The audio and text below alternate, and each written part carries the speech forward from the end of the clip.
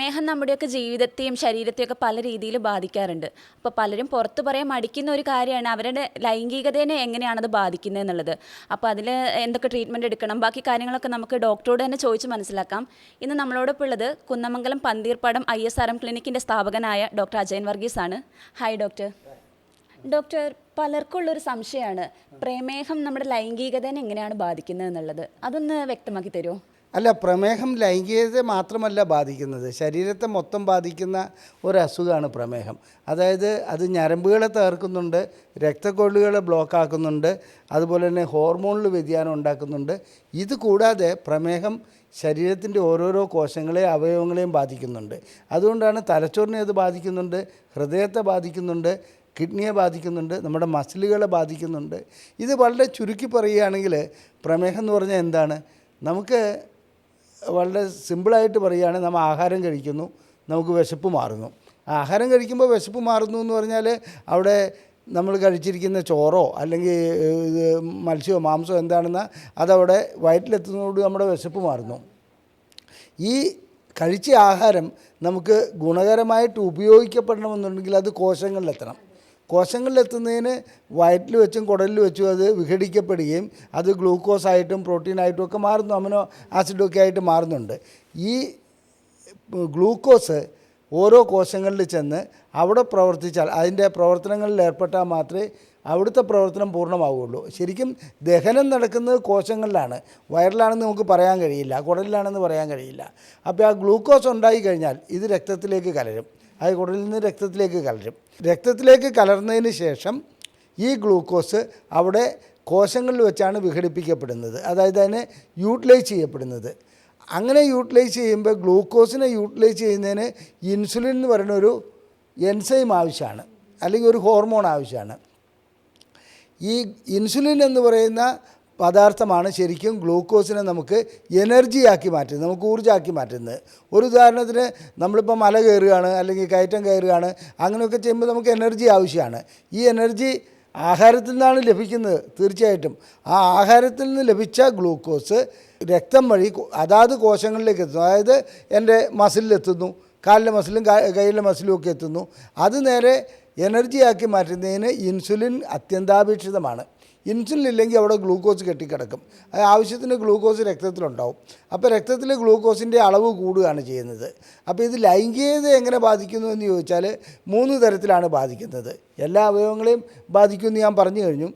എങ്ങനെ ബാധിക്കുന്നു എന്ന് വെച്ചിട്ടുണ്ടെങ്കിൽ ലിംഗത്തിലേക്ക് രക്തം വേണ്ടത്ര എത്തണമെന്നുണ്ടെങ്കിൽ രക്തക്കൊള്ളി ഇൻടാക്റ്റ് ആയിട്ടിരിക്കണം. അത് ഈ ഗ്ലൂക്കോസ് വേണ്ട രീതിയിൽ കൂടുതലുണ്ട്, അതേസമയത്ത് അതിന് ഉപയോഗിക്കാൻ പറ്റുന്ന ഇൻസുലിൻ എത്തിയിട്ടില്ലെങ്കിൽ തീർച്ചയായിട്ടും അവിടെ രക്തക്കൊള്ളികളുടെ ഉൾപ്പാളി തകരും. അതുപോലെ തന്നെ ഞരമ്പുകൾക്കത് ക്ഷീണം ഉണ്ടാക്കും. അതുപോലെ തന്നെ ഹോർമോണുകൾ, അതായത് ടെസ്റ്റോസ്റ്ററോൺ, പ്രൊലാക്റ്റിൻ, തൈറോയിഡ്, ഇങ്ങനെയുള്ള ഹോർമോണുകളെ ബാധിക്കും. അതുകൊണ്ട് ഷുഗറുള്ള വ്യക്തികളെ സംബന്ധിച്ചിടത്തോളം അവർക്ക് സ്വാഭാവികമാണ് ലൈംഗിക ശേഷിക്കുറവ്. അപ്പോൾ ഈ ഷുഗറുള്ള ആൾക്കാർക്ക് ഇറക്ടൈൽ ഡിസ്ഫങ്ഷനൊക്കെ വരുന്നത് സ്വാഭാവികമാണോ? അല്ല, ഷുഗറുള്ള ആൾക്കാർക്ക് നേരത്തെ പറഞ്ഞത് അത് തന്നെയാണ്. ഷുഗറുള്ള വ്യക്തികൾക്ക് ഇറക്ടൈൽ ഡിസ്ഫങ്ഷനിലേക്ക് അവർ പോകുന്നതിൻ്റെ കാരണം അത് ഒരു സ്വാഭാവിക പരിണാമം മാത്രമാണ്. കാരണം അവരുടെ ലിംഗത്തിലേക്കുള്ള രക്തക്കൊള്ളു ബ്ലോക്കാവുന്നു, ഞരമ്പിന് തകരാറുണ്ടാകുന്നു, ഹോർമോൺ പ്രശ്നങ്ങളുണ്ടാകുന്നു. അതുകൊണ്ട് എന്താണെന്ന് വെച്ചിട്ടുണ്ടെങ്കിൽ അവർക്ക് ലൈംഗികമായിട്ടുള്ള ശേഷിക്കുറവ് ഉണ്ടാകുന്നു. ആ ശേഷിക്കുറവ് ഉണ്ടാകുമ്പോൾ അവർ ക്ലിനിക്കിൽ വരുന്നു, പരിശോധനയ്ക്ക് വിധേയമാകുന്നു. അപ്പോൾ ഷുഗർ ഉണ്ടെന്ന് അവർ അന്നേരമാണ് അറിയുന്നത്. അതേസമയത്ത് ഷുഗറുള്ള വ്യക്തികൾ സ്വാഭാവികമായിട്ടും മരുന്നൊക്കെ കഴിച്ചു പോകുന്നു. ഒരു പരിധി കഴിയുമ്പോൾ അവർക്ക് ലൈംഗികമായിട്ടുള്ള ശേഷിക്കുറവ് അനുഭവപ്പെടുന്നതായി കാണാം. അങ്ങനെയുള്ളവർക്കും ചികിത്സ ആവശ്യമാണ്. ലൈംഗിക ശേഷിക്കുറവ് വഴിക്ക് നമ്മൾ ഷുഗർ ഉണ്ടെന്ന് കണ്ടുപിടിക്കപ്പെടുന്നവർക്കും ചികിത്സ ആവശ്യമാണ്. അപ്പോൾ ഈ ഷുഗറുള്ള ആൾക്കാർ ലൈംഗിക ശേഷി മെച്ചപ്പെടുത്താൻ വേണ്ടിയിട്ട് എന്തൊക്കെ ഭക്ഷണങ്ങൾ ഉൾപ്പെടുത്താൻ കഴിയും? അങ്ങനെയല്ല, ഷുഗറുള്ള വ്യക്തികൾക്ക് ഭക്ഷണങ്ങൾ ഏതൊക്കെ ഉൾപ്പെടുത്താം എന്നുള്ളതിനേക്കാളുപരി ഏതൊക്കെ ഭക്ഷണങ്ങൾ ഒഴിവാക്കണം എന്നുള്ളതായിരിക്കണം നമ്മൾ ചിന്തിക്കേണ്ടത്. ഭക്ഷണങ്ങൾ ഉൾപ്പെടുത്തേണ്ടത് തീർച്ചയായിട്ടും പച്ചക്കറികളും ഷുഗർ കൂടുതലുണ്ടാകാത്തതുമായിട്ടുള്ള ഭക്ഷണങ്ങളാണ് ഉൾപ്പെടുത്തേണ്ടത്. അതിനകത്ത് കഴിയുന്നതും അരി ആഹാരം കുറയ്ക്കുക, അതുപോലെ തന്നെ പച്ചക്കറികൾ കൂടുതലുണ്ടാകുക, കത്തിരിക്ക, അങ്ങനെയുള്ള കാര്യങ്ങളിലേക്ക് പോവുക. പ്രോട്ടീൻ അടങ്ങിയ ആഹാരങ്ങളായിരിക്കും കുറച്ചുകൂടെ കൂടുതൽ നല്ലത്. ഫ്രൈ ഐറ്റംസൊക്കെ ഒഴിവാക്കുക. ഈ ഷുഗർ എന്ന് കേൾക്കുമ്പോൾ ഞാനൊരു കഥ പറയാം. പണ്ടൊരു ഷുഗറുള്ള വ്യക്തി ഒരു കോഴി ബിരിയാണി കഴിച്ചിട്ട് ഒരു ചായ വാങ്ങുമ്പോൾ അതിനകത്ത് മധുരം ഇടാതെ ഇരിക്കും. വാസ്തവത്തിൽ എന്താ അദ്ദേഹം ചെയ്യുന്നത് വെച്ചാൽ ഈ കോഴി ബിരിയാണിയിൽ നിന്നാണ് ഏറ്റവും കൂടുതൽ ഷുഗർ അദ്ദേഹത്തിന് ഉണ്ടാകുന്നത്. അതിൽ കൊഴുപ്പുണ്ട്, ഈ കൊഴുപ്പെല്ലാം കൺവേർട്ട് ചെയ്തിട്ട് ഷുഗറായിട്ട് മാറും. അതേസമയത്ത് ആ മധുരയിടാത്ത ഒരു ചായ കഴിച്ചുകൊണ്ട് പ്രത്യേകിച്ച് അവിടെ ഒരു ഗുണമില്ല, കടലിൽ കായം കലക്കുന്ന ഇഫക്റ്റ് മാത്രമേ അതിനകത്ത് കിട്ടുള്ളൂ. അപ്പോൾ ആഹാരത്തിൻ്റെ കാര്യത്തിൽ ഷുഗറിന് ഉള്ള വ്യക്തികൾക്കൊരു പ്രത്യേക ആഹാര രീതി അവർ തന്നെ തീരുമാനിക്കേണ്ടതുണ്ട്. ഡോക്ടർ, അപ്പോൾ ഈ ഡയബറ്റീസ് ഒന്നും നമ്മുടെ നിയന്ത്രണത്തിലല്ലെങ്കിൽ ഉദാഹരണ പ്രശ്നങ്ങളൊക്കെ പെട്ടെന്ന് വരാനുള്ള സാധ്യതയുണ്ടോ?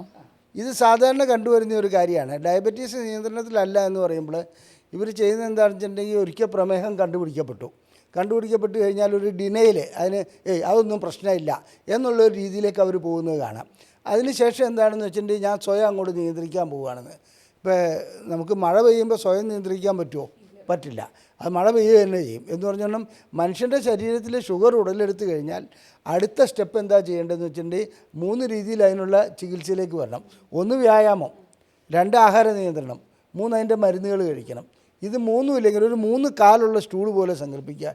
ഏതെങ്കിലും 2 കാലിന് അതിന് നിൽക്കാൻ പറ്റില്ല. അപ്പോൾ വ്യായാമം മാത്രം ചെയ്തോ ആഹാര നിയന്ത്രണം മാത്രമായിട്ടോ ഇതിനെ കൊണ്ടുപോകാൻ കഴിയില്ല. ഷുഗർ നല്ലവണ്ണം ഉണ്ടെങ്കിൽ മരുന്ന് കഴിക്കുക തന്നെ വേണം. അതിലെന്താണെന്ന് വെച്ചാൽ മരുന്നെന്ന് കേൾക്കുമ്പോൾ ജനങ്ങൾക്കൊരു പേടിയുണ്ട്, അല്ലെ കിഡ്നി പോവുമോ അല്ലെങ്കിൽ ഇത് പാർശ്വഫലങ്ങൾ ഉണ്ടാക്കുമോ. അപ്പോൾ ഏതെങ്കിലും ഒരു വിവരമില്ലാത്തൊരു വിവരദോഷി ഒരു ഉപദേശം കൊടുക്കും, വയനാട്ടിൽ അങ്ങനെ ഒരു വൈദ്യനുണ്ട്, അല്ലെങ്കിൽ വയനാട്ടിലൊരു ചെടിയുണ്ട്, ആ ചെടിയുടെ വേരോ ഇലയോ കഴിച്ചാൽ മതി ഷുഗർ മാറുമെന്നുള്ളത്. ഇത് ഇദ്ദേഹം ചെയ്യുന്നത് എന്താണെന്ന് വെച്ചിട്ടുണ്ടെങ്കിൽ ഇങ്ങനെ ഷുഗറിൻ്റെ ചികിത്സ വേണ്ടാത്ത രീതിയിൽ ചെയ്യും. വ്യായാമം ചിലപ്പോൾ ചെയ്തെന്ന് വരാം. വ്യായാമത്തിൻ്റെ കാര്യത്തിൽ ഇപ്പം ഞാനടക്കം മടിയന്മാരാണ്. എന്താ കാരണം എന്ന് വെച്ചിട്ടുണ്ടെങ്കിൽ അത് ചെയ്യാൻ ആഗ്രഹമില്ലാഞ്ഞിട്ടല്ല, ഇന്നാവട്ടെ നാളെ ആവട്ടെ എന്ന് പറഞ്ഞ് മുമ്പോട്ട് പോവുള്ളൂ, മാറ്റി പോകും. പിന്നെ അതിനടുത്ത് ആഹാര നിയന്ത്രണം ഒരു പരിധി വരെ ചെയ്യാൻ കഴിഞ്ഞെന്ന് വരും. അതിനുശേഷം എന്ത് പറ്റുമെന്ന് വെച്ചിട്ടുണ്ടെങ്കിൽ ഈ ഷുഗർ മേലോട്ട് കൂടി കഴിയുമ്പോഴാണ് ഇവർ ഈ കാര്യങ്ങളെക്കുറിച്ച് അറിയുക. അപ്പോൾ പിന്നെ ഇത് മറന്നു പോകുന്നൊരവസ്ഥയുണ്ട്, അത് ഞാൻ ഷുഗർ രോഗിയാണല്ലോ എന്നുള്ളത്. അവരങ്ങനെ മുമ്പോട്ട് പോയിക്കൊണ്ടിരിക്കും. അപ്പോൾ ലൈംഗിക ശേഷി നഷ്ടപ്പെടുമ്പോൾ ഏതെങ്കിലും ഒരു തവണ ബന്ധപ്പെടുമ്പോൾ ഭാര്യ പറയുകയാണ് നിങ്ങളെക്കൊണ്ട് ഒന്നിനും കൊള്ളില്ല എന്ന് പറഞ്ഞാൽ പിന്നെ ആ നിരാശ അവിടുന്ന് തുടങ്ങുകയാണ്. അത് പിന്നെ അതിനോട് ലൈംഗിക ശേഷി അപ്പോൾ 2 രീതിയിലായി. ഒന്ന് ഷുഗർ വഴിക്കുള്ളതും ഭാര്യ ഇൻഡ്യൂസ് ചെയ്തു. ഭാര്യ ഇൻസൾട്ട് ചെയ്യപ്പെടുക എന്ന് പറഞ്ഞാൽ പുരുഷനെ സംബന്ധിച്ചിടത്തോളം അത് സഹിക്കാൻ കഴിയുന്ന കാര്യമല്ല. അപ്പോൾ പിന്നെ ഭയപ്പാടായി, അപ്പോൾ ബന്ധപ്പെടാനുള്ള ഒരു പേടി വരുന്നു. അങ്ങനെയുള്ള അവസ്ഥകളിലേക്ക് അത് പോകാറുണ്ട്. അപ്പോൾ ശരിക്കും ഷുഗറുള്ളൊരു വ്യക്തി ഷുഗർ ഉണ്ടെന്ന് അറിഞ്ഞു കഴിഞ്ഞാൽ വേണ്ട രീതിയിലുള്ള ചികിത്സ ചെയ്യുക. അതുപോലെ ലൈംഗിക ശേഷി നഷ്ടപ്പെടുന്നുണ്ടെങ്കിൽ സെക്സോളജിസ്റ്റിനെ തന്നെ കാണിക്കണം. സെക്സോളജിസ്റ്റിനെ കാണിച്ച് എന്താണ് അതിൻ്റെ പ്രതിവിധി എന്നുള്ളത് കണ്ടുപിടിക്കണം. അതിൻ്റെ എല്ലാ ടെസ്റ്റുകളും, ലൈംഗികതയുടെ എല്ലാ ടെസ്റ്റുകളും ചെയ്യേണ്ടതുണ്ട്. ഈ പലരിൽ നിന്നും തെറ്റായിട്ട് കിട്ടുന്ന കുറേ വിവരങ്ങൾ നമ്മളെ എല്ലാ രോഗങ്ങളെയും തന്നെ നെഗറ്റീവായിട്ട് ബാധിക്കാറില്ലേ? അതാണല്ലോ ഇപ്പോൾ കൂടുതലായിട്ട് നടക്കുന്നത്.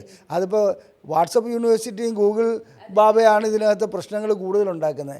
കാരണം വാട്സപ്പൊക്കെ ഇത്ര പ്രചാരത്തിൽ വന്നതിന് ശേഷം ഏത് രീതിയിലുള്ള അല്ലെങ്കിൽ അതിപ്പോൾ യൂട്യൂബിൽ നോക്കുക, അപ്പോൾ ഏതെങ്കിലും ആൾട്ടർനേറ്റീവായിട്ടുള്ള കുറേ മെഡിസിൻ എന്ന് പറഞ്ഞു വരും. ഇതൊന്നും ആയുർവേദമായിട്ട് പോലും ബന്ധമില്ലാത്തതാണ്. അത് ഓരോരുത്തരുടെ മനോധർമ്മത്തിനനുസരിച്ച് ഓരോന്ന് തട്ടിവിടുകയാണ്. അത് ജനം ഇങ്ങനെ ഉപയോഗിച്ചുകൊണ്ടിരിക്കുകയാണ്. ഷുഗറിനൊന്നുള്ള ചികിത്സ നല്ല രീതിയിൽ കൊണ്ടുപോവുകയാണെങ്കിൽ എൻ്റെ അഭിപ്രായത്തിൽ ഒരു 80-85 വയസ്സ് വരെ കുഴപ്പമില്ലാതെ പോകാൻ പറ്റും. നമ്മുടെ ഒരു മുഖ്യമന്ത്രി ഉണ്ടായിരുന്നു, ഇ.കെ. നായനാർ. അദ്ദേഹത്തിന് നല്ല രീതിയിൽ ഷുഗർ ഉണ്ടായിരുന്നു. അദ്ദേഹം എല്ലാ രീതിയിലും നല്ല രീതിയിൽ ചികിത്സിച്ച് മുമ്പോട്ട് പോവുകയും ചെയ്തു. വളരെ പ്രായമായിട്ടാണ് അദ്ദേഹത്തിൻ്റെ ഹൃദയത്തെ അത് ബാധിച്ചത്. അല്ലെങ്കിൽ വളരെ ചെറുപ്പത്തിൽ തന്നെ നമ്മളൊന്ന് ശ്രമിക്കുകയാണെങ്കിൽ ചെറുപ്പത്തിൽ തന്നെ ഒരു ഹൃദ്രോഗിയായി മാറാൻ കഴിയും, ഏത് നിയന്ത്രണങ്ങളില്ലെങ്കിൽ. ഡോക്ടർ, ഇപ്പോൾ പ്രമേഹം എന്ന് പറയുന്നത് പ്രായമായ ആൾക്കാരിൽ മാത്രമല്ല യുവാക്കളിലും കണ്ടുവരുന്നുണ്ട്. അപ്പോൾ അത്തരം യുവാക്കളിൽ ലൈംഗിക പ്രശ്നങ്ങൾ, ഉദാഹരണ പ്രശ്നങ്ങളൊക്കെ ഉണ്ടാവാൻ സാധ്യതയുണ്ടോ? തീർച്ചയായിട്ടും. അത് യുവത്വമൊന്നും ഒരു പ്രശ്നമല്ല. അതിൻ്റെ കാരണം എന്താണെന്ന് വെച്ചിട്ടുണ്ടെങ്കിൽ ഇന്ന് സ്ട്രോക്ക് വരുന്നത് പോലും 30 വയസ്സുള്ള കുട്ടികൾ വരെ, ഞാൻ കുട്ടിയെന്ന് പറയുമ്പോൾ എനിക്ക് 10-70 വയസ്സായതുകൊണ്ടാണ് ഞാൻ കുട്ടിയെന്ന് പറയുന്നത്. 30 വയസ്സുള്ള ചെറുപ്പക്കാരിൽ പോലും സ്ട്രോക്ക് വരുന്നുണ്ട്. അങ്ങനെ സ്ട്രോക്ക് വരുന്നു, അതുപോലെ തന്നെ പ്രമേഹം ഉണ്ടാകുന്നു, ഹൃദ്രോഗം ഉണ്ടാകുന്നു. ഇതൊക്കെ സ്വാഭാവികം. 28 വയസ്സായ വ്യക്തി ഹാർട്ട് അറ്റാക്ക് വന്ന് മരിച്ചിട്ടുണ്ട്. പ്രായം ഘടകമല്ല എന്ന് പറഞ്ഞാൽ അതിൻ്റെ രീതിയിൽ ഇന്നത്തെ ആഹാര രീതികൾ മാറി, ജീവിത രീതി മാറി. അപ്പോൾ തീർച്ചയായിട്ടും ലൈംഗിക ശേഷിക്കുറവ് ഉണ്ടാകുന്നതിൽ ഈ പ്രമേഹമുള്ള ചെറുപ്പക്കാരിലും കണ്ടുവരുന്നുണ്ട്. ഡയബറ്റിക് ആയിട്ടുള്ള ചെറുപ്പക്കാർ, ഒരു ബാങ്ക് മാനേജറുടെ കഥ എനിക്കറിയാം. അദ്ദേഹം വിവാഹം കഴിച്ചു, ആ സമയത്ത് ലൈംഗികമായിട്ട് ബന്ധപ്പെടാൻ കഴിയുന്നില്ല. ഭാര്യ കരുതുന്ന അദ്ദേഹത്തിന് വേറെന്തോ ബന്ധമുണ്ടെന്നുള്ള. ഇവിടെ ഒന്ന് പരിശോധിച്ച് നോക്കുമ്പോൾ അദ്ദേഹത്തിൻ്റെ HbA1c 12.3 അപ്പോൾ ഈ 12.3 ഞങ്ങൾ മൂർധന്യാവസ്ഥയിലെത്തി. അപ്പോൾ ചെറുപ്പക്കാരനാണ്, നല്ല എനർജറ്റിക്കാണ്, ഇങ്ങനെ. പക്ഷേ ഈ ഷുഗറുള്ള കാര്യം അദ്ദേഹത്തിന് അറിയില്ല. അങ്ങനെ വരാറുണ്ട്, ചെറുപ്പക്കാരിലും ലൈംഗിക ശേഷിക്കുറവ് ഷുഗർ വഴിക്ക് വരാറുണ്ട്. ഡോക്ടർ, അപ്പോൾ ഈ ഡയബറ്റീസ് കാരണം ശീഘ്രസ്ഖലനം അല്ലെങ്കിൽ വൈകിട്ടുണ്ടാകുന്ന സ്ഖലനമൊക്കെ ഉണ്ടാവാനുള്ള സാധ്യതയുണ്ടോ? അതിൻ്റെ കാരണം പറഞ്ഞുതരാം. ഇതിൽ ശീഘ്രസ്ഖലനം ഉണ്ടാകുക എന്ന് പറഞ്ഞാൽ സാധാരണ ഇതിൽ ലൈംഗിക ശേഷിക്കുറവ് അനുഭവപ്പെടുന്ന ഒരു വ്യക്തിക്ക് ഏറ്റവും ആദ്യം അനുഭവപ്പെടുന്നത് ശീഘ്രസ്ഖലനമായിരിക്കും. അത് ശരിക്കും അതിൻ്റെ ശീഘ്രസ്ഖലനം യഥാർത്ഥത്തിലുള്ള ശീഘ്രസ്ഖലനം അല്ല അത്. കാരണം ലൈംഗിക ശേഷിക്കുറവ് അനുഭവപ്പെടുന്ന ഒരു വ്യക്തിയെ സംബന്ധിച്ചിടത്തോളം പഴയ ദൃഢത കിട്ടാതെ വരും. അദ്ദേഹം ബന്ധപ്പെട്ടുകൊണ്ടിരിക്കും. അപ്പോൾ ഈ ദൃഢത നഷ്ടപ്പെട്ട അദ്ദേഹം അറിഞ്ഞുകൊള്ളുന്നില്ല. ന്യൂറോണലായിട്ടുള്ള പ്രോബ്ലം ഒക്കെ ഇടയായിട്ട് ശുക്ലം പെട്ടെന്ന് പോകുമ്പോഴാണത് എനിക്ക് ശീഘ്രസ്ഖലനാണ്, പണ്ട് എനിക്ക് 10 മിനിറ്റ് കിട്ടിയിരുന്നു, ഇപ്പോൾ 4 മിനിറ്റേ കിട്ടുന്നുള്ളൂ എന്നുള്ള പരാതിയായിട്ട് വരുന്നത്. പരിശോധിച്ച് നോക്കുമ്പോൾ മനസ്സിലാക്കും ഇതൊരു യഥാർത്ഥത്തിലുണ്ടാകുന്ന ശീഘ്രസ്ഖലനമല്ല. പിന്നെ പ്രമേഹമുള്ള വ്യക്തികളിൽ ഞരമ്പുകൾ തകരാറിലാകുന്നുണ്ട്. അപ്പോൾ ഞരമ്പിൻ്റെ സ്പീഡ് അങ്ങനെയുള്ള കാര്യങ്ങളൊക്കെ മാറ്റം വരുന്നതുകൊണ്ടും കണ്ടക്ടിവിറ്റി മാറ്റം വരുന്നതുകൊണ്ടും അവിടെ ശീഘ്രസ്ഖലനം ഉണ്ടാവാം. പിന്നെ ചില വ്യക്തികളിൽ ശുക്ലം പോകാതെ ഇതിങ്ങനെ ബന്ധപ്പെട്ടുകൊണ്ടിരിക്കാൻ കഴിയും. അതും ഈ പ്രമേഹത്തിൻ്റെ കാര്യമായിട്ട് വരും. അപ്പോൾ പ്രമേഹം ലൈംഗിക ശേഷിക്കുറവുണ്ടാക്കും, ശീഘ്രസ്ഖലനം ഉണ്ടാക്കും. ചില വ്യക്തികളിൽ ഡിലേഡ് ഇജാക്കുലേഷൻ, ഇങ്ങനെ ഇജാക്കുലേഷൻ ഉണ്ടാകാതെ ഇങ്ങനെ ബന്ധപ്പെട്ടുകൊണ്ടിരിക്കാൻ പറ്റും. പക്ഷേ കുറച്ച് കഴിയുമ്പോൾ സംഗതികൾ മാറും. ശീഘ്രസ്ഖലനം അല്ലാതെ യഥാർത്ഥ രൂപത്തിൽ അത് ലൈംഗിക ശേഷിക്കുറവായി മാറുകയും ചെയ്യും. ഇപ്പോൾ ഒരു വ്യക്തിക്ക് എന്തെങ്കിലും ലൈംഗിക പ്രശ്നങ്ങൾ ഉണ്ടോ എന്നുള്ളത് നമുക്ക് എങ്ങനെ പെട്ടെന്ന് തന്നെ തിരിച്ചറിയാൻ കഴിയുക? എങ്ങനെ, പ്രമേഹം ഉള്ളവരിലാണോ? അല്ലാണ്ട് തന്നെ. അല്ലാതെ തന്നെ അവർ പരാതി പറയുമല്ലോ ലൈംഗിക ശേഷി കുറവുണ്ടെന്ന്. അല്ലെങ്കിൽ അതിനെന്തെങ്കിലും ടെസ്റ്റുകളോ കാര്യങ്ങളോ ഒക്കെ അല്ല, അതിനുള്ള ടെസ്റ്റുകൾ ലൈംഗിക ശേഷി ഒരു വ്യക്തിക്ക് ഉണ്ടോ എന്നുള്ള ടെസ്റ്റ് ഇത് വേറൊരു ചോദ്യമാണ്. അത് വിവാഹമൊക്കെ കഴിഞ്ഞ് ലൈംഗികമായിട്ട് ബന്ധപ്പെടുന്നില്ല എന്ന് ഭാര്യ പരാതി പറയുമ്പോൾ ലൈംഗിക ശേഷി കുറവുണ്ടോ എന്നുള്ള ടെസ്റ്റ് ചെയ്യാൻ മെഡിക്കൽ കോളേജിലേക്കൊക്കെ വിടാറുണ്ട്. ഇദ്ദേഹത്തിന് ലൈംഗിക ശേഷിക്കുറവ് ഇല്ലെന്നോ ഉണ്ടെന്നോ പറയാൻ ഡോക്ടർമാർക്ക് കഴിയില്ല. അതേസമയത്ത് അദ്ദേഹത്തിന് അവയവ സംബന്ധമായിട്ട് മറ്റു കാര്യങ്ങളിൽ കുഴപ്പമില്ല എന്നുള്ളത് പറയാനേ പറ്റുള്ളൂ. കാരണം ഈ ഒരു വ്യക്തി ഇന്ന വ്യക്തിയായിട്ട് ലൈംഗിക ബന്ധത്തിൽ ഏർപ്പെടാൻ കഴിയുന്ന കഴിവുള്ള വ്യക്തിയാണോ എന്ന് ചോദിച്ചാൽ അത് നിർണ്ണയിക്കാനുള്ള ശരിയായ ഒരു പരിശോധന ഇപ്പോൾ വന്നിട്ടില്ല. അദ്ദേഹത്തിൻ്റെ ലിംഗത്തിന് ഇറക്ഷനുണ്ട്, അങ്ങനെയൊക്കെയുള്ള കാര്യങ്ങൾ പറയാൻ പറ്റും. പക്ഷേ ആ ഭാര്യയായിട്ട് ബന്ധപ്പെടാത്തതിന് മറ്റു പല കാര്യങ്ങളും ഉണ്ടായിക്കൂടെ. അപ്പോൾ ലൈംഗികമായിട്ട് അദ്ദേഹം ബന്ധപ്പെടാത്തതിന് ചിലപ്പോൾ അദ്ദേഹം ഹോമോസെക്ഷൽ ആണെങ്കിലോ അദ്ദേഹത്തിന് ബന്ധപ്പെടാൻ കഴിയില്ല. അപ്പോൾ അദ്ദേഹത്തിന് പൊട്ടൻസി ഇല്ല. ആ പരിശോധനയിൽ തന്നെ ഒത്തിരി ന്യൂനതകളുണ്ട്.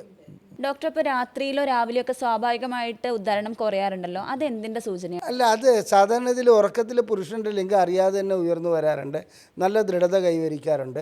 അത് ആരും അറിയാതെ തന്നെ അതങ്ങനെ പൊക്കോളും. രാവിലെ എഴുന്നേൽക്കുമ്പോഴത്തേക്ക് ഇത് നല്ല രീതിയിൽ ഉദ്ധരിച്ചാണ് നിൽക്കേണ്ടത്. അങ്ങനെ ഉദ്ധരിച്ച് നിൽക്കുകയും അത് ഒത്തിരി കാരണങ്ങളുണ്ട് അതിന്. യൂറിനറി ബ്ലാഡറിൻ്റെ കംപ്രഷൻ, ന്യൂറോണൽ ഇഷ്യൂ, ഇതൊക്കെ. പ്രമേഹമുള്ള വ്യക്തികളെ സംബന്ധിച്ചിടത്തോളാണെങ്കിൽ അവർ ഈ രാത്രിയിലും രാവിലെയുള്ള ഉദ്ധാരണം കുറഞ്ഞു പോകുന്നതിൻ്റെ പ്രധാനപ്പെട്ട പ്രശ്നം അവരുടെ ന്യൂറോണൽ ഇഷ്യൂ ആണ്, ഞരമ്പ് സംബന്ധമായ ഇഷ്യൂ ആണ്. പിന്നെ അതിൻ്റെ കൂട്ടത്തിൽ തന്നെ ഇതും വരുന്നുണ്ട്, ഇത് രക്തക്കൊള്ളുകളുടെ ബ്ലോക്കും അങ്ങനെയുള്ള കാര്യങ്ങൾ വരുന്നുണ്ട്. രാവിലെ പുലർകാലമുള്ള ഉദാഹരണം കാണപ്പെടുന്നില്ലെങ്കിൽ എന്താണ് അതിൻ്റെ കാരണം എന്നുള്ളത് സെക്സോളജിസ്റ്റിനെ സമീപിച്ച് പരിശോധിച്ച് കാരണം കണ്ടുപിടിക്കണം. കാരണം കണ്ടുപിടിക്കാതെ സാരമില്ല എന്ന് പറഞ്ഞ് വിടുകയല്ല ചെയ്യേണ്ടത്. ഞാൻ മറ്റൊരു വീഡിയോയിൽ പറഞ്ഞിരുന്നു, Penneys is the barometer of overall health.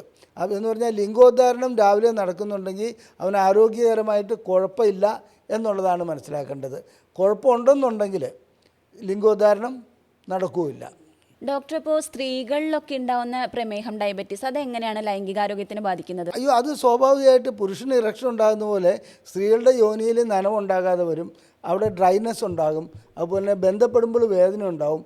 ഇതുകൂടാതെ പുരുഷന് സാധാരണ കണ്ടുവരുന്ന ഒരു സംഗതിയാണ് അവരുടെ അഗ്രചർമ്മത്തിൻ്റെ അടിയിൽ എന്നാച്ചിൻ്റെ അണുബാധ ഉണ്ടാകുക, ബെലനൈറ്റിസ് എന്നാണ് പറയുക. അത് മിക്ക പുരുഷന്മാരിലും അത് കാണുന്നുണ്ട്, ഷുഗർ കൺട്രോൾഡ് അല്ലെങ്കിൽ. ഇതേ അവസ്ഥ തന്നെ സ്ത്രീകളുടെ യോനിയിലും വരും. ഫംഗൽ ഇൻഫെക്ഷനായിട്ട് വരാം. അതുപോലെ തന്നെ എന്നാച്ചിൻ്റെ അവിടുന്ന് ഒരു വൃത്തികെട്ട മണമുണ്ടാകുന്ന ഒരവസ്ഥ വരാം. ഇതൊക്കെ സ്ത്രീകളിൽ ഷുഗർ കൊണ്ടുണ്ടാകുന്നതാണ്. ഇതുകൂടാതെ താല്പര്യമില്ലാത്ത ഒരവസ്ഥയിലേക്ക് സ്ത്രീകൾ പോകാറുണ്ട്.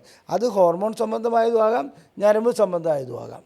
ഡോക്ടർ, അപ്പോൾ ഈ പ്രമേഹമുള്ള സ്ത്രീകളിലൊക്കെ ആവർത്തിച്ച് ഇൻഫെക്ഷൻ വരാനുള്ള ചാൻസ് ഉണ്ടല്ലോ, അത് ലൈംഗിക ജീവിതത്തെ ബാധിക്കും? തീർച്ചയായിട്ടും ബാധിക്കും. അത് യോനിയുടെ ഘടന മാറ്റും, അതുപോലെ തന്നെ എന്താണെന്ന് വെച്ചിട്ടുണ്ടെങ്കിൽ അവർക്ക് വേദന ഉണ്ടാകാൻ പോകുന്നൊരവസ്ഥ വരും.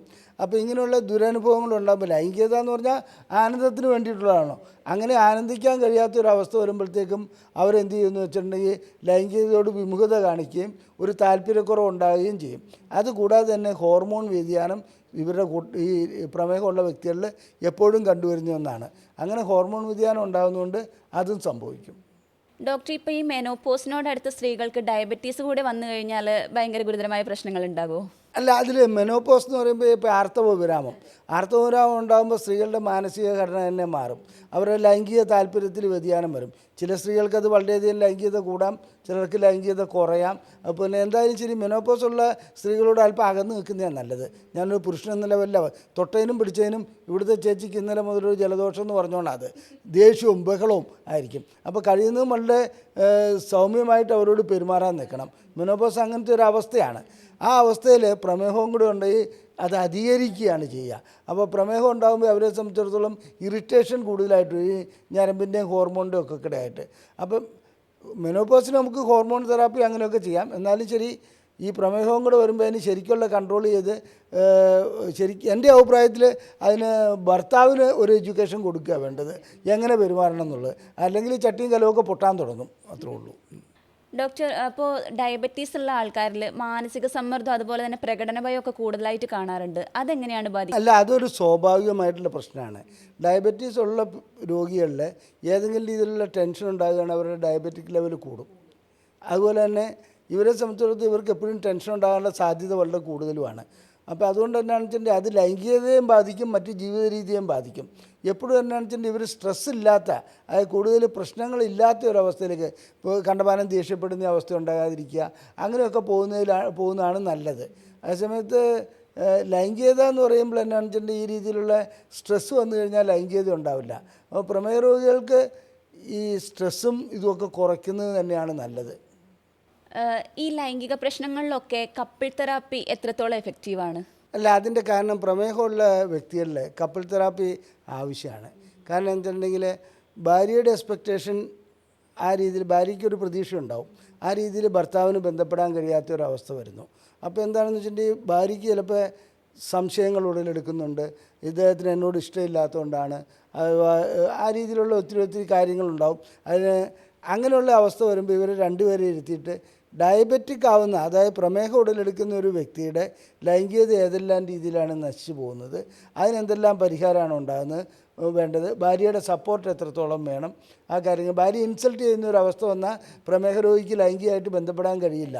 കാരണം സ്വാഭാവികമായിട്ടും ആഴ്ചയിൽ ഒരു 2-3 തവണ ബന്ധപ്പെടുമ്പോൾ ഒരു തവണ ചിലപ്പോൾ ഫെയിലാകുമ്പോൾ നിങ്ങൾ എന്തിനു കൊള്ളാമെന്ന് ചോദിച്ചാൽ അവർ ഒറ്റ വാക്ക് മതി. ഞാൻ നേരത്തെ പറഞ്ഞല്ലോ. അപ്പോൾ അങ്ങനെയുള്ള കാര്യത്തിൽ ഇവരെ കപ്പിൾ തെറാപ്പി കൊണ്ടുവരികയും രണ്ടുപേരെ ഒരുമിച്ചിരുത്തി കാര്യങ്ങൾ പറഞ്ഞ് മനസ്സിലാക്കുകയൊക്കെ ചെയ്യണം. ഇനി തിരിച്ച് ഭാര്യയ്ക്കാണ് ലൈംഗികമായിട്ടുള്ള പ്രമേഹം ഉള്ളതെന്നിരിക്കട്ടെ, അവരെ സംബന്ധിച്ച് ഈ അണുബാധയൊക്കെ ഉണ്ടാകുമ്പോൾ ഭർത്താവിനൊരു അസ്വസ്ഥത വരും. അങ്ങനെ ഫംഗൽ ഇൻഫെക്ഷനൊക്കെ ആകുമ്പോൾ ചിലപ്പോൾ അവർ ബന്ധപ്പെടാതിരിക്കുമ്പോൾ ഭാര്യയുടെ കാര്യത്തിൽ ഭാര്യയ്ക്കൊരു അസ്വസ്ഥത ഉടലെടുക്കാൻ തുടങ്ങും. അപ്പോൾ ഇവരെ രണ്ടുപേരെ ഇരുത്തി ഈ പ്രമേഹത്തിൻ്റെ നിയന്ത്രണം എങ്ങനെ വേണം, അതിനെങ്ങനെ സപ്പോർട്ട് ചെയ്യണം, ഒരാളെ മണ്ണാങ്കട്ടയും കരിയിലും പോലെ തന്നെയാണത്. അങ്ങോട്ടും ഇങ്ങോട്ടും സപ്പോർട്ട് ചെയ്ത് പോയാലേ കാര്യങ്ങൾ നടക്കുകയുള്ളൂ. പ്രത്യേകിച്ച് പ്രായം കൂടുന്തോറും ഏതെങ്കിലും ഒരു വ്യക്തിക്ക് പ്രമേഹം വരാനുള്ള സാധ്യത വളരെ കൂടുതലാണ്. അത് നാം കണക്കിലെടുത്ത് ആ രീതിയിൽ ചികിത്സയിലേക്ക് വരികയാണ്. ആ രീതിയിലുള്ള സപ്പോർട്ടീവ് തെറാപ്പി ആവശ്യമാണ്. ഡോക്ടർ, അപ്പോൾ ഈ ഡയബറ്റീസ് ഉള്ള രോഗികളൊക്കെ അവരുടെ ലൈംഗികാരോഗ്യം സംരക്ഷിക്കാൻ വേണ്ടിയിട്ട് എന്തൊക്കെയാണ് ചെയ്യേണ്ടത്? അല്ല, ലൈംഗികാരോഗ്യം സംരക്ഷിക്കുക എന്ന് പറയുമ്പോൾ അവിടെ ആദ്യം പ്രമേഹം നിയന്ത്രണത്തിൽ കൊണ്ടുവരിക. അത് കഴിഞ്ഞിട്ട് അതിൻ്റെ കാരണങ്ങൾ എന്താണ്, ഞാൻ നേരത്തെ സൂചിപ്പിച്ചല്ലോ, ഈ ഒരു സെക്സോളജിസ്റ്റിനെ സമീപിച്ചിട്ട് എന്താണ് തൻ്റെ ലൈംഗിക പ്രശ്നം എന്നുള്ള അവിടെ ചർച്ച ചെയ്യണം. അങ്ങനെ ചർച്ച ചെയ്യുമ്പോൾ അതിനനുസരിച്ചുള്ള കുറേ പരിശോധനകൾ, അതായത് പ്രത്യേകിച്ച് പ്രമേഹ രോഗികൾക്കുള്ള ഒരു പാക്കേജുണ്ട്. ആ രീതിയിലുള്ള പരിശോധനകൾ അവിടെ നടത്തേണ്ടി വരും. അങ്ങനെ പരിശോധനകൾ നടത്തി ഇതെങ്ങനെ വീണ്ടെടുക്കാം എന്നുള്ളത് ഡോക്ടർ പറഞ്ഞു തരും. അതിനനുസരിച്ച് മുന്നോട്ട് പോവുകയാണ് വേണ്ടത്. ഇനി ഒരു പരിശോധനയും നടത്താതെ എങ്ങനെയാണെന്ന് വെച്ചിട്ടുണ്ടെങ്കിൽ അവർ തമ്മിൽ കലഹിച്ച് മുന്നോട്ട് പോവുകയാണെങ്കിൽ ലൈംഗികത ഇല്ലാണ്ടാവും, ജീവിതം ഇല്ലാണ്ടാവും. അതുപോലെ പ്രമേഹം കൂടിയും വരും. പ്രമേഹത്തിന് എപ്പോഴും വേണ്ട എങ്ങനെയാണെന്ന് വെച്ചിട്ടുണ്ടെങ്കിൽ അതിന് ഞാൻ നേരത്തെ സൂചിപ്പിച്ചോണം മരുന്ന്, അതുപോലെ വ്യായാമം, ആഹാര രീതി, ഈ നിയന്ത്രണം വേണം. ഇതുകൂടാതെ ഒരു കാര്യം കൂടി ഞാൻ പറയാം, നല്ല രീതിയിലുള്ള ഉറക്കം എന്ന് പറഞ്ഞാൽ ഈ നേരത്തെ നമ്മൾ പറഞ്ഞല്ലോ മാനസിക സമ്മർദ്ദം. മാനസിക സമ്മർദ്ദം ഉണ്ടാകാതിരിക്കുക. സമ്മർദ്ദം കൂടുതലായി കഴിഞ്ഞാൽ തീർച്ചയായിട്ടും പ്രമേഹം കൂടിപ്പോവും. അതിൻ്റെ ഹോർമോൺ ലെവലിൽ വ്യത്യാസം വന്നുകൊണ്ടാണ് അത് വരുന്നത്. ഇപ്പോൾ കൂടുതൽ ആൾക്കാരും ഉറങ്ങുന്നത് രാത്രി 12 മണിക്ക് ശേഷമൊക്കെയാണ്, രാവിലെ വൈകി എണീക്കുകയും ചെയ്യും. അപ്പോൾ അത് നല്ലോണം ബാധിക്കുമല്ലോ. അല്ല, ഒരു 6 മണിക്കൂർ 8 മണിക്കൂറൊക്കെ 6 മണിക്കൂറെങ്കിലും ഉറങ്ങിയിരിക്കണം. അപ്പോൾ കുറച്ച് ലേറ്റായി കിടന്നിട്ട് ലേറ്റായിട്ട് എഴുന്നേൽക്കുന്നത് അത്ര വലിയ മോശമാണെന്ന് പറയാൻ പറ്റില്ല. നേരത്തെ കിടക്കുക നേരത്തെ എഴുന്നേൽക്കുക എന്നൊക്കെയുള്ളൊരു ഇതിനകത്ത് അതാണ് നല്ലതെന്നൊക്കെ നമുക്കൊരു കൺസെപ്റ്റ് ഉണ്ട്. എന്നിരുന്നാലും എൻ്റെ അഭിപ്രായത്തിൽ ഒരു 6 മുതൽ 8 മണിക്കൂർ വരെ ഉറക്കം കിട്ടുകയാണെങ്കിൽ അത് മതി. അത് പ്രമേഹ രോഗികൾക്കും അത് തന്നെ മതി. ഇനി കൂടുതൽ കണ്ടമാനം ഉറങ്ങി പോകുന്ന അത്ര നല്ല കാര്യമൊന്നുമല്ല. ഈ മദ്യപാനവും പുകവലിയൊക്കെ ലൈംഗിക പ്രശ്നങ്ങൾ അധികമാക്കാനുള്ള സാധ്യതയുണ്ടോ? എന്താ സംശയം? അതായത് ഇത് പല വീഡിയോയിലും ഞാൻ പറഞ്ഞിട്ടുള്ളതാണ്. അതായത് ഒരു പ്രമേഹ രോഗി മദ്യപിക്കുക അല്ലെങ്കിൽ സിഗരറ്റ് വലിക്കുക, ഇതുകൂടാതെ മറ്റെന്തെങ്കിലും ലഹരി പദാർത്ഥങ്ങൾ ഉപയോഗിക്കുക എന്ന് പറഞ്ഞാൽ എരിതിയിൽ എണ്ണ ഒഴിക്കുന്നതിന് തുല്യമാണ്. കാരണം എനിക്ക് പല പേഷ്യൻസും വരാറുണ്ട്. അവരെന്നാ വെച്ചിട്ടുണ്ടെങ്കിൽ സാർ പ്രമേഹമുണ്ട്, അപ്പോൾ അതിനകത്ത് ഞാൻ മരുന്നുകളും കാര്യങ്ങളും എല്ലാ ചികിത്സയും ചെയ്ത് പ്രമേഹ രോഗ വിദഗ്ധൻ വേറെയും ചികിത്സിക്കുന്നുണ്ട്, ലൈംഗികത്തിൻ്റെ ചികിത്സ ഞാൻ ചെയ്യുന്നുണ്ട്. ഈ കൂട്ടത്തിൽ അവരോട് ഞാൻ ചോദിക്കുന്ന ഒരു ചോദ്യം, സിഗരറ്റ് വലിക്കാൻ? ഇല്ല സാർ, വല്ലപ്പോഴും ഒരു പാക്കറ്റ്, ഒരു 10 സിഗരറ്റ് അവർ വലിക്കുന്നുണ്ടെന്ന്. അപ്പോൾ ഈ 10 സിഗരറ്റ് വലിക്കുന്നതോടുകൂടി അവരുടെ രക്തക്കൊള്ളുകൾ വീണ്ടും ബ്ലോക്കാകുകയാണ്. പ്രമേഹം ഒരു വഴിക്ക് ബ്ലോക്കാകുന്നു, അതുകൂടാതെ സിഗരറ്റും കൂടെ ബ്ലോക്കാക്കുന്നു. അപ്പോൾ സിഗരറ്റ് അങ്ങനെ ബ്ലോക്കാക്കുമ്പോൾ എന്ത് പറ്റുമെന്ന് വെച്ചിട്ടുണ്ടെങ്കിൽ പിന്നെ ലൈംഗിക ശേഷി ഇല്ലാത്തൊരവസ്ഥയിലേക്ക് പോകും. ഞാനൊരു കാര്യം പറയട്ടെ, രക്തക്കൊള്ളെന്ന് പറയുന്ന ഒരു കുഴലാണ്, ഓക്കെ, സമ്മതിച്ചു. അത് ചുരുങ്ങി അതിൻ്റെ ആ ഘടന മൊത്തം മാറി അത് അമർന്നു പോയിട്ട് ഫൈബ്രോസിസ് ബാധിക്കുക എന്ന് പറയുന്ന ഒരവസ്ഥയിലേക്ക് പോകും. അപ്പോൾ പിന്നെ ആ രക്തക്കൊള്ളുകൾക്ക് തുറക്കാൻ കഴിയില്ല. അപ്പോൾ ഇവിടെ വരുന്ന ടെസ്റ്റുകളെല്ലാം ചെയ്ത് കഴിഞ്ഞിട്ട് പരിശോധനയെല്ലാം നടത്തി ഞാൻ മരുന്നുകളൊക്കെ കൊടുത്തിട്ട് മരുന്നിന് പ്രയോജനം ലഭിക്കാതാവുമ്പോൾ എന്നോട് ഞാൻ ഇത്രയും പൈസ മുടക്കിയതല്ലേ, എനിക്ക് എന്തുകൊണ്ടാണ് പ്രയോജനം ലഭിക്കാത്തതെന്ന് ചോദിക്കും. എനിക്ക് അവരോട് പറയാനുള്ളത്, പ്രയോജനം ലഭിക്കണം എന്നുള്ള ഉദ്ദേശത്തോടെയാണല്ലോ നമ്മൾ മരുന്ന് നൽകുന്നത്. നിങ്ങളതിനെ നേരെ നാരായണത്ത് ഭ്രാന്തൻ്റെ കളിയാണ് കളിക്കുന്നത്. കല്ലെടുത്ത് മേലോട്ട് കയറ്റുമ്പോൾ കല്ലെടുത്ത് ഉരുട്ടി താഴോട്ട് ഇടുക എന്ന് പറയുന്ന പരിപാടിയാണ് ഇവർ ചെയ്യുന്നത്. സിഗരറ്റ് വലിച്ചും മദ്യപാനം കൊണ്ടും അതാ ചെയ്യുന്നത്. പിന്നെ മദ്യപാനത്തിൽ ചില സ്ത്രീകൾക്ക് പോലും ഭർത്താവ് അല്പം മദ്യപിക്കുന്നത് ഇഷ്ടമാണ്. അതിൻ്റെ ചില സ്ത്രീകൾക്ക്, എല്ലാ സ്ത്രീകൾക്കും അല്ല. അതിൻ്റെ കാരണം ലൈംഗികമായിട്ട് ബന്ധപ്പെടുമ്പോൾ തേനെ മോളെ കരളെന്നൊക്കെ പിടിച്ച് ശൃംഗാരമൊക്കെ കൂടുതൽ വരും. വളരെ നല്ലതാണ്, നല്ല കാര്യമാണ് ശൃംഗാരമൊക്കെ വരുന്നത്. മാത്രമല്ല അവർക്ക് കുറച്ചുകൂടി ഒരു ഇൻറ്റിമസി കൂടുന്നതായിട്ടൊക്കെ തോന്നും. പക്ഷേ വാസ്തവം എന്താണെന്ന് വെച്ചിട്ടുണ്ടെങ്കിൽ മദ്യം കഴിക്കുന്നതോടുകൂടി ഇതിനകത്ത് ആ രീതിയിലുള്ള ഒരു പ്രകടനപരത ഉണ്ടാക്കുക എന്നുള്ളതല്ലാതെ പെർഫോമൻസ് ഉണ്ടാക്കാൻ മദ്യത്തിന് ഒട്ടും കഴിയില്ല. പിന്നെ കുറച്ച് കഴിയുമ്പോൾ മദ്യം ഈ പറഞ്ഞ രീതിയിൽ രക്തക്കൊള്ളുകൾക്കും ഞരമ്പുകൾക്കും ഒക്കെ പ്രശ്നങ്ങൾ ഉണ്ടാക്കാൻ തുടങ്ങും. പിന്നെ ഇതിൻ്റെ അഡിക്ഷൻ ഭയങ്കരമാണ്. പിന്നെ ലൈംഗികമായിട്ട് ബന്ധപ്പെടുമ്പോൾ 1 വീശുന്നതിന് വരെ 2 ആവണം, 2 4 ആവണം, അങ്ങനെ പോയിക്കൊണ്ടിരിക്കും. അവസാനം പിന്നെ ഒന്നും കഴിയാത്ത അവസ്ഥയിലേക്കും പോകും. ഇതാണ് മദ്യവും സിഗരറ്റും ഞാൻ ഒരിക്കലും അനുകൂലിക്കുന്ന ഒരു ഘടകമല്ല. മാത്രമല്ല നമ്മുടെ ആരോഗ്യത്തെയും തകർക്കും, ലൈംഗികതയും തകർക്കും. ഡോക്ടർ, അപ്പോൾ ഈ ലൈംഗിക പ്രശ്നങ്ങളൊക്കെ ഉണ്ടാവുന്നത് ഹൃദ്രോഗത്തിൻ്റെ ആദ്യത്തെ ലക്ഷണമായിട്ട് കാണാൻ കഴിയുമോ? തീർച്ചയായിട്ടും ഹൃദ്രോഗത്തിൻ്റെ ആദ്യ ലക്ഷണം തന്നെയാണ് ലൈംഗിക പ്രശ്നങ്ങൾ. അപ്പം അങ്ങനെ വരുന്ന ആ ഹൃദ്രോഗത്തിൻ്റെ ആദ്യ ലക്ഷണം എന്ന് പറഞ്ഞിട്ടുണ്ടെങ്കിൽ സാധാരണ ഇതിൽ നമ്മുടെ രക്തക്കൊള്ളുകൾ ലിംഗത്തിലേക്കുള്ളത് ആദ്യം ബ്ലോക്കാവും, അത് കഴിഞ്ഞ് ഹൃദയത്തിലേക്കുള്ളത് ബ്ലോക്കാവും, പിന്നെയാണ് തലച്ചോറിലേക്കുള്ളത് ബ്ലോക്കാവുന്നത്.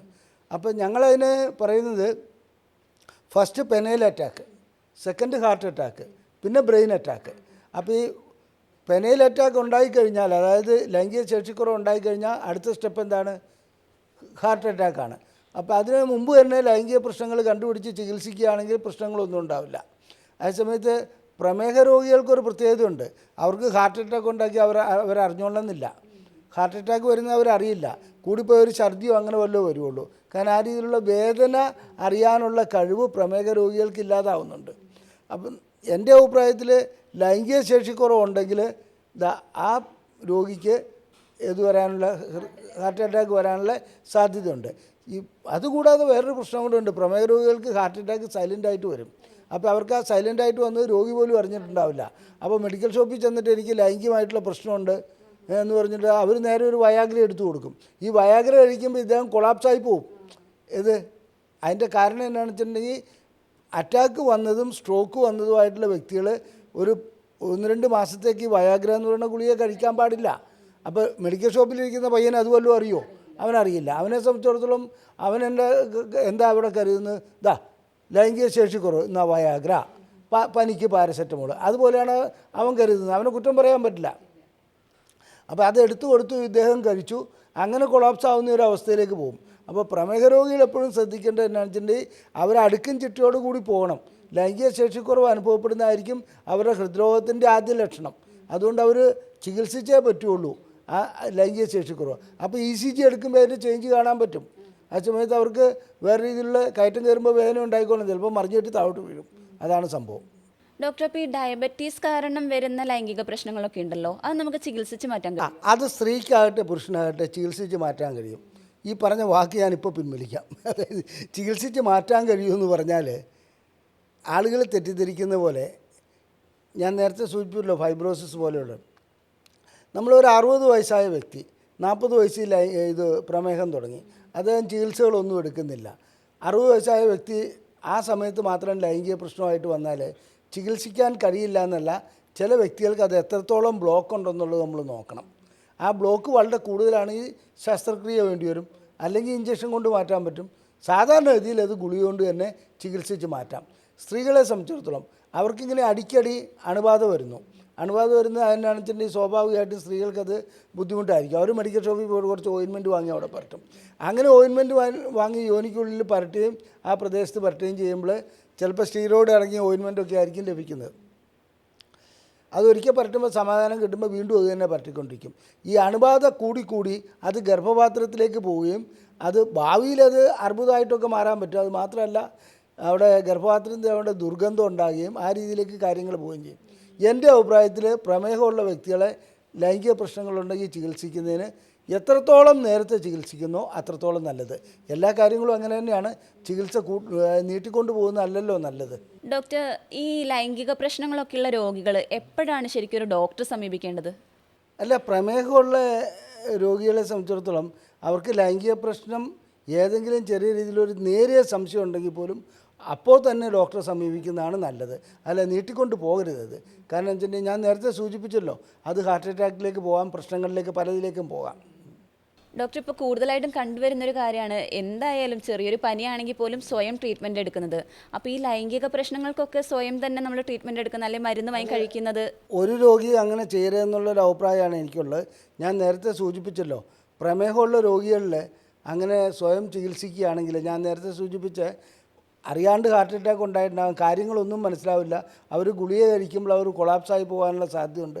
ചിലപ്പോൾ ബോധം കെട്ട് താഴോട്ട് പോകും, പ്രഷർ അത്രയ്ക്ക് കുറഞ്ഞു പോകും. ഈ ലൈംഗിക പ്രശ്നങ്ങൾക്കുള്ള ഈ വയാഗ്ര അങ്ങനെയുള്ള ഗുളികകൾ മെഡിക്കൽ ഷോപ്പിൽ നിന്ന് വാങ്ങിക്കഴിക്കുന്നത് തെറ്റാണ്. അതുപോലെ തന്നെ മെഡിക്കൽ ഷോപ്പുകാർ അത് കൊടുക്കുന്നതും ഡോക്ടറുടെ നിർദ്ദേശപ്രകാരം അല്ലാതെ കൊടുക്കുന്നതും തെറ്റാണ്. പിന്നെ നമ്മുടെ ഇന്ത്യ മഹാരാജ്യത്ത് നിയമങ്ങളൊക്കെ ദുർബലന് മാത്രം ബാധകമായിട്ടുള്ളൊരു കാര്യമാണ്. അത് എല്ലാം അങ്ങനെയൊക്കെ അങ്ങ് നടന്നു പോകുന്നുണ്ട്.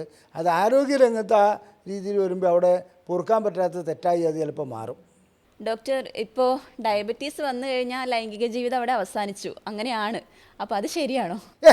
അതൊക്കെ തെറ്റാണ്. അങ്ങനെയൊന്നും നമുക്ക് പറയാൻ കഴിയില്ല.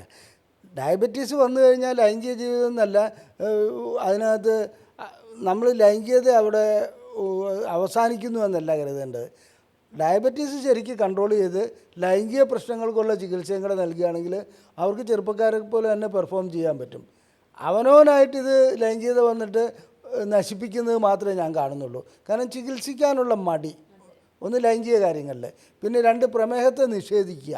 അതായത് അതൊന്നും വലിയ കാര്യമൊന്നുമല്ല. പ്രമേഹം എന്ന് പറഞ്ഞാൽ നമ്മുടെ ഓരോ കോശവും ഓരോ ദിവസവും മരിച്ചുകൊണ്ടിരിക്കുകയാണ്.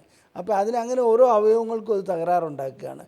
ആ രീതിയിൽ പ്രമേഹത്തെ നമ്മൾ കൺട്രോൾ ചെയ്ത് പോവുകയാണെങ്കിൽ, ഞാൻ നേരത്തെ സൂചിപ്പിച്ചു എങ്ങനെ കൺട്രോൾ ചെയ്യണമെന്ന്, ആ രീതിയിൽ പോവുകയാണെങ്കിൽ, ശരിക്കുള്ള ചികിത്സയൊക്കെ പോവുകയാണെങ്കിൽ ലൈംഗികതയൊന്നും നഷ്ടപ്പെടുകയില്ല. അത് സ്വാഭാവികമായിട്ടും മുന്നോട്ട് പോകുന്ന ഒന്ന് തന്നെയാണ്. ഡോക്ടർ, ഈ ലൈംഗിക പ്രശ്നങ്ങൾ എന്ന് പറയുന്നത് ഒരു വയസ്സിൻ്റെ മാത്രം ഭാഗം അല്ലല്ല, അത് വാർദ്ധക്യം ഇപ്പോൾ 90 വയസ്സും 80 വയസ്സും ആയ ദമ്പതിമാരൊക്കെ നല്ല രീതിയിൽ ലൈംഗിക ബന്ധത്തിൽ ഏർപ്പെടുന്നുണ്ട്. അവർ ആസ്വദിച്ച് ലൈംഗികത്തിൽ വരാൻ കഴിയുന്നുണ്ട്. 40-45 വയസ്സായ വ്യക്തികൾക്ക് ലൈംഗികത്തിൽ ബന്ധപ്പെടാനോ ആസ്വാദനം ഇല്ലാതെയും പോയിക്കുന്നുണ്ട്. അപ്പോൾ പ്രായമല്ല അതിൻ്റെ പ്രശ്നം. നമ്മളിൽ എത്രത്തോളം അസുഖങ്ങളുണ്ട്, പ്രഷറുണ്ടോ, പ്രമേഹമുണ്ടോ, അതുപോലെ തന്നെ കൊളസ്ട്രോൾ ഉണ്ടോ, അങ്ങനെയുള്ള പ്രശ്നങ്ങളാണ് അതിനകത്ത് ഈ ഇതിലേക്ക് കൊണ്ടുപോകുന്നത്, ഈ ലൈംഗിക ശേഷി കുറവിലേക്ക് പോകുന്നത്. ഞങ്ങളുടെ ഇതിലൊരു ട്രയോ എന്ന് പറഞ്ഞൊരു ത്രിമൂർത്തികൾ, അതായത് ത്രിമൂർത്തികൾ എന്ന് പറഞ്ഞാൽ പ്രഷർ, പ്രമേഹം, കൊളസ്ട്രോൾ, ഇതൊരു ത്രിമൂർത്തികളായിട്ടാണ് ഞങ്ങൾ പറയാറുള്ളത്. അത് മെഡിക്കൽ ഫീൽഡിൽ അങ്ങനെ ആ ത്രിമൂർത്തികളിലെ പ്രമേഹമായിരിക്കും ആദ്യം വരുന്നത്. ഈ പ്രമേഹം ചികിത്സിക്കാതിരുന്നാലോ പ്രഷറിലേക്ക് പോകും. കാരണം രക്തക്കൊള്ളുകൾ തയ്യാറാക്കുന്നു, ഞരമ്പുകൾ തയ്യാറാകുന്നു, അപ്പോൾ പ്രഷർ ഉടലെടുക്കുന്നു. അതുപോലെ തന്നെ കൊളസ്ട്രോളിലേക്കും അത് പോകും. അപ്പോൾ കൊളസ്ട്രോള്, പ്രഷറ്, പ്രമേഹം ഇത് മൂന്നും കൺട്രോൾ ചെയ്ത് പോവുകയാണെങ്കിൽ, അത് പ്രമേഹ രോഗികൾ തുടക്കത്തിൽ തന്നെ പ്രമേഹം കൺട്രോൾ ചെയ്താൽ അത് കൊളസ്ട്രോളിലേക്ക് ഇതിലേക്കും പോവില്ല, അത് പ്രഷറിലേക്കും പോവില്ല. പിന്നെ അമിതവണ്ണം ഉണ്ടാകാതെ നോക്കുക. അപ്പം അങ്ങനെ നല്ല രീതിയിൽ പോവുകയാണെങ്കിൽ അവിടെ ഒരു പ്രായത്തിനൊരു പ്രസക്തിയേ ഇല്ല. പ്രായം എന്ന് പറഞ്ഞിട്ടുണ്ടെങ്കിൽ ഒരു 70-75 വയസ്സായ വ്യക്തികളും പീഡന കേസിലും ഒക്കെ വരുന്നില്ലേ? അപ്പോൾ പ്രായമാണോ അതിൻ്റെ പ്രശ്നം? അല്ലല്ലോ. അത് മാത്രമല്ല, ഇപ്പോൾ പല കേസുകളിലും ആ രീതിയിലുള്ള ഇത് റിപ്പോർട്ടുകൾ കാണുന്നുണ്ട് ക്രിമിനൽ റെക്കോർഡുകളിൽ. ഡോക്ടർ, ഈ ഡയബറ്റിക് ന്യൂറോപ്പതി എങ്ങനെയാണ് ലൈംഗിക പ്രശ്നങ്ങൾ ഉണ്ടാക്കുന്നത്?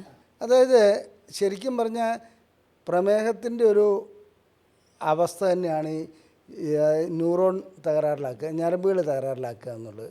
അത് ഞരമ്പുകൾ എങ്ങനെയാണ് തകരാറിലാക്കുന്നതെന്ന് വെച്ചിട്ടുണ്ടെങ്കിൽ, ഞരമ്പിന് നമ്മുടെ ഒരു സാധാരണ കോശം പോലെ കരുതിയാൽ മതി. അതിനെന്ത് വേണം? ഓക്സിജൻ വേണം, ആഹാരം വേണം, അതായത് ഗ്ലൂക്കോസ് വേണം. പിന്നെ അതിലുണ്ടാകുന്ന വിസർജ്യ വസ്തുക്കൾ പുറന്തള്ളപ്പെടുകയും ചെയ്യണം. ഈ 3 കാര്യവും പ്രമേഹം കൂടിക്കഴിഞ്ഞാൽ, അതായത് ആദ്യം എന്താ സംഭവിക്കുന്നത്? അതിന് ഓക്സിജൻ കിട്ടണമെങ്കിൽ അതിലേക്ക് രക്തക്കൊഴൽ ഒരെണ്ണം വരണം. അതിലേക്കൊരു ചെറിയ രക്തക്കൊഴലാണ് ഇത് വരുന്നത്. അതങ്ങ് ബ്ലോക്കാകുക. ഞങ്ങളുടെ ഭാഷയിൽ മൈക്രോ ആൻജിയോപ്പതി, അതായത് ചെറിയ രക്തക്കൊഴലുകൾ ബ്ലോക്കാവുന്നു. അപ്പോൾ ഞരമ്പിന് അതിന് എന്ത് കിട്ടുന്നില്ല? ഗ്ലൂക്കോസും കിട്ടില്ല, ഓക്സിജനും കിട്ടില്ല. അപ്പോൾ അത് വിശക്കാൻ തുടങ്ങും. അപ്പോൾ നമ്മുടെ ഈ ഞരമ്പുകളിലൊരു ഒരു കുത്തിക്കൊള്ളുന്ന പോലെ ഒരു വേദന വരും, സ്പർശനശേഷി ഇല്ലാതെയാവും. അതുപോലെ തന്നെ ചില സമയത്ത് ഇങ്ങനെ ഷോക്ക് അടിക്കുന്ന പോലെ ഒരവസ്ഥ വരും. ഇതാണ് ന്യൂറോപ്പതി. അപ്പം ശരിക്കും പ്രമേഹം കൺട്രോൾ ചെയ്യപ്പോഴാണ് ഈ മൈക്രോ ആൻജിയോപ്പതി ഉണ്ടാവില്ല. അപ്പോൾ മൈക്രോ ആൻജിയോപ്പതി തിരുത്തി നന്നാക്കി എടുത്തുകൊണ്ട് വരുമ്പോഴത്തേക്കും എന്താണ്, ഈ ഞരമ്പ് അവിടെ മരിച്ചു പോയിട്ടുണ്ടാവും. നമ്മുടെ തലച്ചോറിലെ കോശങ്ങൾക്ക്, ഞരമ്പുകൾക്കൊക്കെ അതായത് കൂടുതൽ സമയം ഓക്സിജൻ ഇല്ലാതെ നിലനിൽക്കാൻ കഴിയില്ല. അതുകൊണ്ടാണ് പെട്ടെന്ന് മരണം സംഭവിക്കുന്നത്. അപ്പോൾ ആ രീതിയിൽ എൻ്റെ അഭിപ്രായത്തിൽ പ്രമേഹ വേണ്ട രീതിയിൽ കൺട്രോൾ ചെയ്യുകയാണ് ഡയബറ്റിക് ന്യൂറോപ്പതിയിലേക്ക് പോവില്ല. ഇനി ഡയബറ്റിക് ന്യൂറോപ്പതി 2 രീതിയിലുണ്ട്. ഒന്ന് പെരിഫറൽ, നമുക്കറിയാവുന്ന കൈയും കാലും അതിലൊക്കെ കൊടുക്കുന്ന ഞരമ്പുകൾക്ക്. അങ്ങനെ പെരിഫറൽ ന്യൂറോപ്പതി വരുന്ന വ്യക്തികൾക്ക് അവസാന ഘട്ടത്തിൽ അവർ ചെരുപ്പ് ഊരി പോണത് പോലും അറിയില്ല. അതാണ്. ലൈംഗിക ശേഷി ഉണ്ടാകുന്നതിന് ഓട്ടോണോമിക് ന്യൂറോപ്പതിയാണ് അതായത് നമ്മുടെ അവയവങ്ങളിലേക്ക് കൊടുക്കുന്നത്. അവിടെ കൊടുക്കുന്നതിൽ ന്യൂറോപ്പതി വന്നു കഴിഞ്ഞാൽ ലിംഗത്തിലേക്കുള്ള ഉദ്ധാരണം ഇല്ലാണ്ടാവും. അതാണ് ഈ ന്യൂറോപ്പതി വഴിക്ക് വരുന്നത്. അപ്പോൾ ശരിക്കും ന്യൂറോപ്പതി എന്ന് പറയുന്നത് നമ്മൾ ക്ഷണിച്ചു വരുത്തുന്ന ഒരവസ്ഥയാണ് പ്രമേഹത്തിലെ. അത് വരുത്താതിരിക്കുകയാണ് ആദ്യം വേണ്ടത്. അതായത് കണ്ടമാനം മദ്യപിച്ച് കിടക്കുക, ഇത് ചെയ്യുക, സിഗരറ്റ് വലിച്ച് കിടക്കുക, ഒരു കൺട്രോളും ഇല്ലാതെ പ്രമേഹത്തെ കൊണ്ടുപോവുക.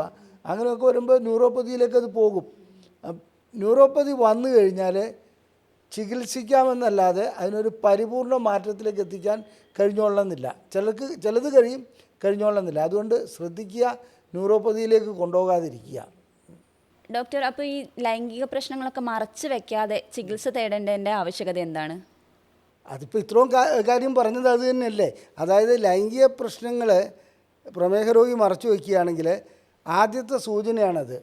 ഹാർട്ട് അറ്റാക്ക് വരാൻ പോകണു, അതായത് സ്ട്രോക്ക് വരാൻ പോകുന്നു, അതുപോലെ തന്നെ മറ്റ് പ്രശ്നങ്ങൾ, ഗുരുതരമായ പ്രശ്നങ്ങൾ ഉടലെടുക്കാൻ പോകുന്നു എന്നുള്ളതിൻ്റെ ആദ്യ സൂചന ലഭിച്ചു കഴിഞ്ഞു.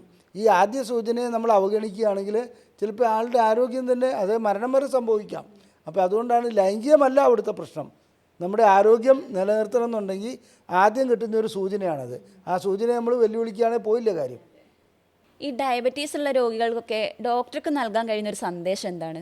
എനിക്ക് നൽകാൻ കഴിയുന്ന സന്ദേശം എന്ന് പറഞ്ഞാൽ, ഞാൻ ഒട്ടനവധി രോഗികളെ 10-20 വർഷമായിട്ട് ചികിത്സിക്കുന്നുണ്ട് ഈ ലൈംഗിക കാര്യങ്ങളിൽ. അതിന് മുമ്പ് തന്നെ ചികിത്സ പല രീതിയിലുള്ള ചെയ്യുന്നുണ്ടായിരുന്നു. അപ്പോൾ പ്രമേഹ രോഗികളുടെ കാര്യത്തിൽ എനിക്ക് പറയാനുള്ളത്, സാധാരണ ഇതിൽ ഇവർക്ക് നേരത്തെ പറഞ്ഞ നിഷേധം, ഇതൊരു പ്രശ്നവുമില്ല, ഞാൻ തന്നെ കൺട്രോൾ ചെയ്തോളാം, എനിക്ക് അതിനകത്ത് ഭയപ്പെടാനൊന്നുമില്ല, അങ്ങനെ ഞാൻ തന്നെ അത് കൺട്രോൾ ചെയ്ത് കൊണ്ടുപോയിക്കൊള്ളാം. അങ്ങനെ കൺട്രോൾ ചെയ്യാൻ കഴിയുന്ന ഒരു കാര്യമേ അല്ല പ്രമേഹം. സ്വാഭാവികമായിട്ട് പ്രമേഹം ഉടലെടുത്തു കഴിഞ്ഞാൽ അതിന് നമ്മൾ എന്ത് ചെയ്യണം? ശരിയായ ചികിത്സയിലേക്ക് വരണം. ശരിയായ ചികിത്സയിലേക്ക് വന്നാൽ ലൈംഗികത നഷ്ടപ്പെടില്ല, ഹാർട്ടിന് പ്രശ്നം ഉണ്ടാവില്ല, മറ്റ് അവയവങ്ങൾക്ക് പ്രശ്നം ഉണ്ടാവില്ല.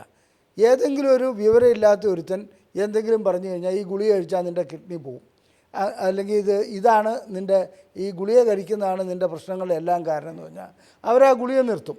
അങ്ങനെ ഗുളിക നിർത്തി കഴിഞ്ഞിട്ട് വീണ്ടും അവരുടെ HbA1c മുമ്പോട്ട് ഇങ്ങനെ പോയിക്കൊണ്ടിരിക്കും. അപ്പം ശരിക്കും ശാസ്ത്രീയമായിട്ടുള്ള ചികിത്സയിലേക്ക് വരിക, നന്നായി വ്യായാമം ചെയ്യുക, ആഹാരത്തിൽ നിയന്ത്രണം ഉണ്ടാകുക, റെഗുലർ ചെക്കപ്പ് ചെയ്യുക. റെഗുലർ ചെക്കപ്പ് എന്ന് പറഞ്ഞാൽ ഒരു 3 മാസം കൂടുമ്പോൾ ആഹാരത്തിന് മുമ്പുള്ള ഷുഗറും ആഹാരത്തിന് ശേഷമുള്ള ഷുഗറും, ആഹാരം കഴിച്ചിട്ട് 1.5 മണിക്കൂർ കഴിഞ്ഞുള്ള ഷുഗറും നോക്കുക. അതിനോടൊപ്പം HbA1c നോക്കുക. HbA1c ഒരു 6.5 നോർമൽ. ഓക്കെ, അത് 7 പോവുകയാണെങ്കിൽ തീർച്ചയായിട്ടും അത് കൺട്രോൾ ചെയ്ത് താഴോട്ട് കൊണ്ടുവരാൻ നോക്കണം. ഇങ്ങനെ റെഗുലറായി പോയിക്കൊണ്ടിരിക്കുകയാണ് പ്രമേഹം നമുക്ക് നമ്മുടെ കൈപ്പിടിയിൽ ഒതുക്കാവുന്ന ഒരു അസുഖം മാത്രമാണ്. ഇല്ല എന്നുണ്ടെങ്കിൽ അത് വളർന്ന് പന്തലിച്ച് വടവൃക്ഷം പോലെ ആയിത്തീരും. നമ്മുടെ ലൈംഗികത മാത്രമല്ല സർവ്വ അവയവങ്ങളെയും അത് തകരാറിലാക്കും. പക്ഷേ ആദ്യ സൂചന ലഭിക്കുന്നത് ലൈംഗിക ശേഷിക്കുറവായിട്ടാണെന്ന് മാത്രം. ഇത് കൂടാതെ എനിക്കൊരു കാര്യം പറയാനുള്ളത്, ഞങ്ങളിവിടെ ലൈംഗിക പ്രശ്നങ്ങളെക്കുറിച്ചുള്ള ബുക്ക്ലെറ്റുകൾ ഇറക്കുന്നുണ്ട്. അത് രോഗികൾക്ക് ആവശ്യമുള്ളവർക്കെല്ലാം ഞങ്ങൾ സൗജന്യമായിട്ട് അയച്ചു നൽകും. അതിന് മറ്റൊന്നും ചെയ്യേണ്ട, ISRM എന്ന് ടൈപ്പ് ചെയ്ത് ഇവിടെ കാണിച്ചിരിക്കുന്ന ഈ നമ്പറിലേക്കൊന്ന് അയച്ചാൽ മതി. എല്ലാവർക്കും സൗജന്യമായിട്ട് ഈ ബുക്ക്ലെറ്റ് ലഭിക്കും. വാട്സപ്പ് ചെയ്യണമെന്ന് മാത്രം, ഫോൺ വിളിച്ച് ബുക്ക് വേണമെന്ന് പറയേണ്ട കാര്യമൊന്നുമില്ല. ഒന്ന് വാട്സപ്പ് ചെയ്താൽ മാത്രം മതി. പ്രമേഹ രോഗികളിൽ കണ്ടുവരുന്ന ലൈംഗിക പ്രശ്നങ്ങൾ പ്രമേഹം ഒന്ന് നിയന്ത്രിച്ചാൽ മാറ്റിയെടുക്കാവുന്നതേ അതെ, ഉള്ളൂ. പ്രമേഹം ഒന്ന് നിയന്ത്രിച്ചാൽ അത് മാറ്റിയെടുക്കാം. മാത്രമല്ല ലൈംഗിക പ്രശ്നങ്ങൾ കാണുകയാണെങ്കിൽ അതിനെ അവഗണിക്കാതിരിക്കുക. അതായത് പ്രമേഹത്തിനുള്ള ചികിത്സ നൽകുക, അതുപോലെ തന്നെ ഹാർട്ടിൻ്റെ ചെക്കപ്പ് നടത്തുക, അതുപോലെ തന്നെ എല്ലാ ചെക്കപ്പും നടത്തുകയാണെങ്കിൽ ആ ചെക്കപ്പ് വഴിക്ക് എത്രത്തോളം പ്രശ്നങ്ങൾ ഉണ്ടായിട്ടുണ്ട് എന്നുള്ളത് നമുക്ക് മനസ്സിലാക്കാൻ കഴിയും. അതിനുശേഷം നമ്മൾ എന്ത് ചെയ്യണമെന്ന് വെച്ചിട്ടുണ്ടെങ്കിൽ ലൈംഗിക പ്രശ്നങ്ങൾക്ക് പ്രത്യേക ചികിത്സ ആവശ്യമുണ്ടെങ്കിൽ അതുങ്ങളെ നൽകുന്നതിൽ തെറ്റില്ല, അത്രമാത്രം. ഈ പറഞ്ഞ കാര്യങ്ങളിൽ നിങ്ങൾക്ക് എന്തെങ്കിലും സംശയങ്ങളോ കൺസൾട്ടേഷനോ ആവശ്യമുണ്ടെങ്കിൽ താഴെ കാണുന്ന നമ്പറിൽ കോൺടാക്ട് ചെയ്യാവുന്നതാണ്. മറ്റൊരു വീഡിയോ ആയിട്ട് വീണ്ടും കാണാം. താങ്ക്